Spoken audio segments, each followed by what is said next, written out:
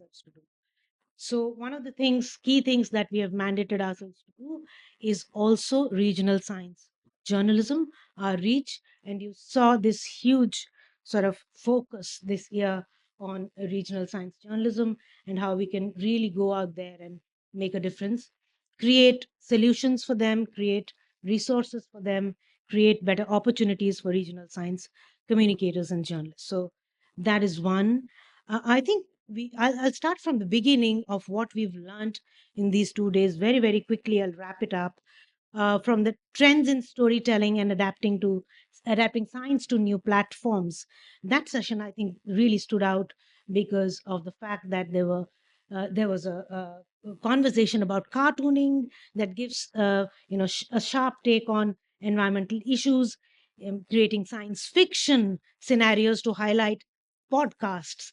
Shreya, if you're here, clap for yourself. Uh, and and and kind of science beyond traditional narrative on news journalism formats. All of that we discussed in that forum.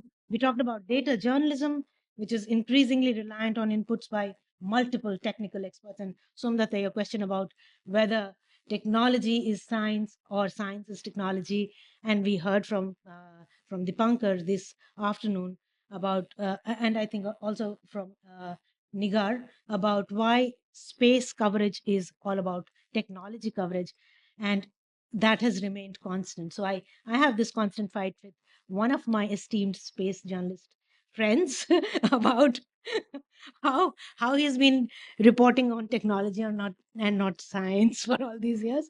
But then but then I think her point is very well taken about also delving deep into the science of space, not just about. And we missed Sandhya, who was supposed to come but got ill, and she could have really brought out that perspective of going into the science of space.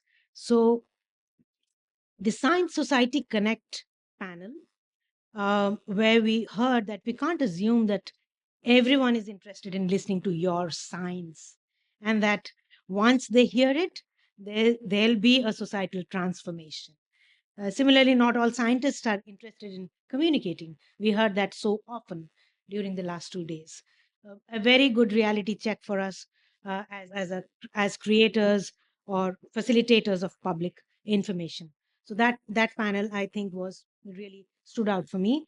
From the listening sessions, we heard there's ample scope for mid-career science journalist trainings, including in skills like grant writing, video scripts, AI, and all of those things, and a clearer, very clear institutional policy that might be helpful for journalists, which SJAI can help with, to interface with the scientific labs and institutions, basically to get you the access that some of us were talking about yesterday. And even today, we talked about accessibility of data and scientists and the right kind of experts when we are on a deadline. So I think we will task ourselves as SJI. One of the action points that we are taking home is to create some sort of repositories, databases. And we'll come back to many of you who might be experts more than us in trying to figure out who are these experts that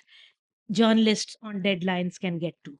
So, health journalists, environment journalists, science journalists, tech journalists, medical journalists, whatever you have. And is there a safe space for us to just go in and say, look here, I want a conversation in half an hour's time. Are you okay with it? So some sort of structure and institutionalization of that thing would help.